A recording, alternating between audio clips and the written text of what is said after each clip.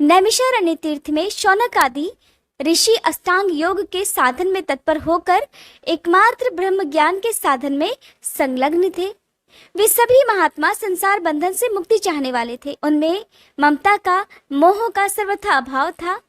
वे ब्रह्मवादी, धर्मज्ञ और किसी के दोष न देखने वाले, सत्यव्रती, इंद्रिय संयमी, क्रोध को जीतने वाले तथा सब प्राणियों के प्रति दया भाव रखने वाले थे।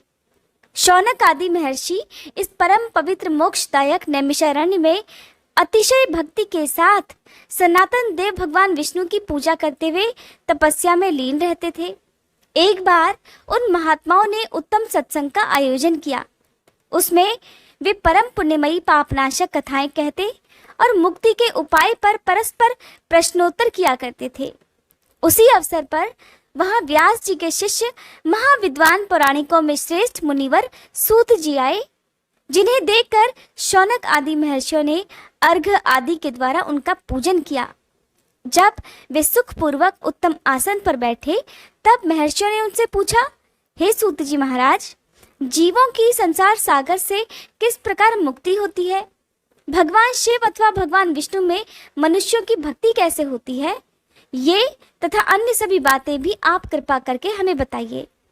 तब सूत जी महाराज पहले अपने गुरु श्री व्यास देव जी को प्रणाम करके इस प्रकार कहना प्रारंभ करते हैं, हे ब्राह्मणों, श्री रामचंद्र जी के द्वारा बंधाए हुए सेतु से जो परम पवित्र हो गया है, वह रामेश्वर नामक क्षेत्र सभी तीर्थों में उत्तम है।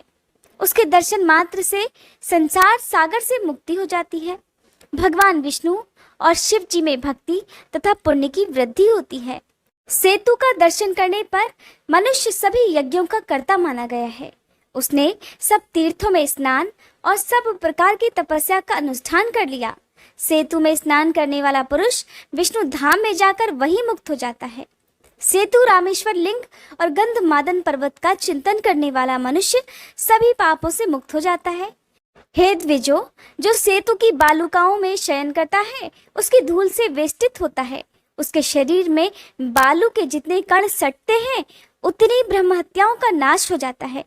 सेतु के मध्यवर्ती प्रदेश की वायु जिसके संपूर्ण शरीर का स्पर्श करती है, उसके 10,000 सुरापान का पाप तत्काल नष्ट हो जाता है। पुत्र और पौत्रों के द्वारा जिसकी हड्डी सेतु में डाली गई है, उसका 10,000 बार की हुई स्वर्ण की चोरी का पाप भी उसी क्षण नष्ट हो जाता है। जिस मनुष्य का भी स्मरण करके कोई सेतु तीर्थ में स्नान करता है, उसका भी महापातिकों के संसर्ग से प्राप्त हुआ दोष तत्काल नष्ट हो जाता है।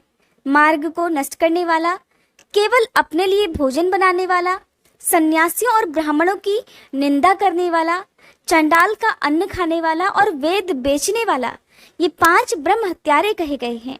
जो ब्राह्मणों को बुलवाकर ये आशा देता है कि मैं तुम्हें धन आदि दूंगा और फिर ये कह देता है कि मेरे पास धन नहीं है, वो भी ब्रह्म हत्यारा कहा गया है। जो जिससे धर्म का उपदेश ग्रहण करता है, वो उसी से द्वेष करे या उसकी अवहेलना करे, तो वो भी ब्रह्म हत्यारा कहा गया है।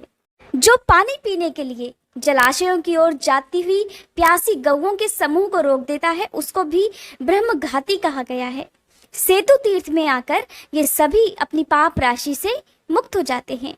ब्रह्म हत्यारों के समान जो दूसरे पापी हैं, वे भी सेतु तीर्थ में आकर अपने पापों से छुटकारा पा जाते हैं। जो उपासना का परित्याग करता है, देवताओं का अन्न खाता है, शराब पीता है, शराब पीने वाली स्त्री से संसर्ग रखता है, वेश्या का अन्न खाता है या किसी समुदाय अथवा संस्था का अन्न भोजन करता है, और जो पतित का अन्न खाने में तत्पर रहता हो, ये सभी सुरापी अर्थात शराब पीने वाले कहे गए हैं। वे सभी कर्मों से बहिष्कृत होते हैं। ऐसे लोग भी सेतु तीर्थ में जाकर स्नान करने से पाप रहित हो जाते हैं। शराब पीने वाले के समान अन्य जो पापी हैं, वे भी सेतु में गोता लगाने से पाप मुक्त हो जाते हैं। कंद, मूल, फल, कस्तूरी, रेशमी वस्त्र, दूध, चंदन, कपूर, सुपारी, शहद, घी, तांबा या रुद्राक्ष की चोरी, ये सब करने वाले मनुष्यों को स्वर्ण चुराने वाला समझना चाहिए। ऐसे लोग भी सेतु तीर्थ में आकर पाप मुक्त हो जाते हैं। अन्य प्रकार के चोर भी वहां स्नान करने से पाप मुक्त होते हैं। बहन, पुत्रवधू, रजस्वला स्त्री, भाई की पत्नी, मित्र की पत्नी, मदिरा पीने वाली स्त्री, पराई स्त्री, हीन जाति की स्त्री तथा अपने ऊपर विश्वास रखने वाली स्त्री के पास जब आसक्त पुरुष जाता है, तब ऐसे में वह गुरु शय्यागामी समझा जाने योग्य होता है और वह सब कर्मों से बहिष्कृत माना जाता है। ये तथा और भी जो गुरु शय्यागामी के समान पापी हैं, वे भी सेतु तीर्थ में स्नान करके पाप मुक्त हो जाते हैं। इन सब के साथ संसर्ग रखने वाले जो पापी हैं, वे भी सेतु तीर्थ के महास्नान से पाप रहित हो जाते हैं। सेतु तीर्थ का स्नान अंतःकरण को शुद्ध करने वाला तथा मोक्ष देने वाला है।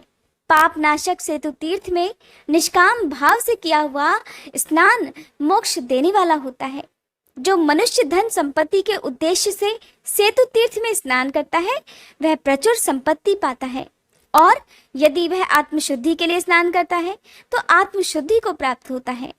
यदि स्वर्गीय सुख भोगने के लिए स्नान करे तो उसे ही प्राप्त करता है, और यदि मोक्षदायक सेतु तीर्थ में मुक्ति के लिए स्नान करे तो मनुष्य पुनरावृत्ति रहित मुक्ति को पाता है, अर्थात बार बार जीवन मरण के बंधन में नहीं बनता।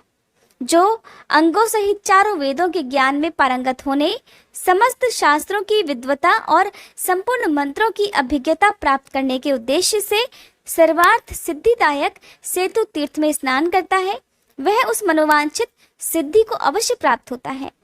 श्रद्धालु मनुष्य हो या श्रद्धाहीन, अगर वह सेतु तीर्थ में स्नान करता है तो उसे इस लोक और परलोक में भी कभी दुख का भागी नहीं बनना पड़ता। संसार में कामधेनु, चिंतामणि तथा कल्प वृक्ष जिस प्रकार मनुष्यों को अभीष्ट वस्तुएं प्रदान करते हैं, वैसे ही सेतु स्नान मनुष्यों के सभी मनोरथ पूर्ण करता है। जो मनुष्य सेतु तीर्थ में आने वाले पुरुष को धन धान्य अथवा वस्त्र आदि देकर उसमें प्रवृत्त कराता है, वह अश्वमेध आदि यज्ञों के उत्तम फल को पाता है। उसके ब्रह्म हत्या आदि पापों का तुरंत ही नाश हो जाता है। जो मनुष्य मैं सेतु तीर्थ में जाऊंगा ऐसा कहकर दूसरों से धन लेता है और फिर लेने के बाद भी लोभवश वहां नहीं जाता, उसे ब्रह्मघाती कहते हैं। जो संपन्न होकर भी दरिद्र की भांति सेतु तीर्थ में जाने के लिए लोभवश धन की याचना करता है, उसे विद्वानों ने चोर कहा है। जिस किसी उपाय से हो सके मनुष्य प्रसन्नता पूर्वक सेतु तीर्थ की यात्रा करे। जो वहां तक जाने में असमर्थ हो, वह ब्राह्मणों को दक्षिणा देकर उनसे वहां की यात्रा करवाए।